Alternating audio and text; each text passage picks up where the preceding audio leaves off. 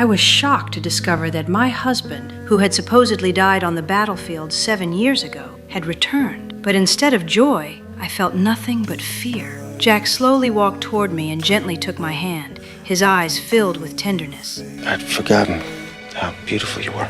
I was stunned after hearing him speak. The Jack I used to know had a terrible temper and would often hit me without reason. The man standing before me now seemed completely different. He always wore a smile and treated everyone with kindness. Even his friends sensed that something was off. What's the matter with you, Jack? Nothing. I don't... You ain't acting yourself, Jack. What them goddamn Yankees do to you? Get down my head. Jack brushed it off casually and then pulled me onto the dance floor. When we got home, he tried to follow me into the bedroom, but I stopped him. We had been sleeping in separate rooms for 7 years. Yes. Good night. Well, good night.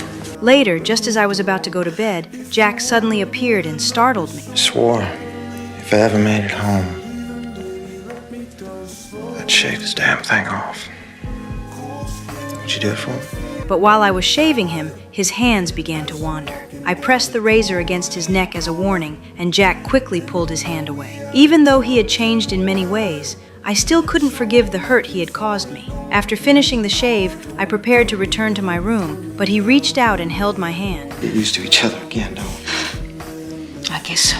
Jack gently kissed my hand. As I looked at the man in front of me, he felt both familiar and strangely foreign. The next day, Jack went to see the cobbler to have a new pair of shoes made, but when the cobbler took out his old footprint, he realized it was 2 sizes smaller than before.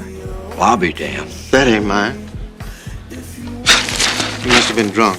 Sure it's yours. See, I wrote your name right down here at the bottom. At that moment, Jack suddenly looked overjoyed. He ran all the way home and gathered every villager together. It turned out he had discovered a business opportunity in the newspaper. Many merchants were buying tobacco in large quantities, and demand was far greater than supply. Jack decided to divide our land among the villagers. And you keep half of the crop when it comes in. Now I'll take my share of the crop. I'm gonna pay off the mortgage against me. When the title clears, you can buy that land you've been working for a fair price. After a brief discussion, everyone quickly agreed, and we immediately got to work. Sometime later, the seeds sprouted successfully, and everyone was thrilled. Even more worth celebrating was that Jack and I were about to welcome our second child. But Orrin's arrival shattered that happiness. Why, Laura? Why'd you do it? Why'd you take him into your house, into your bed?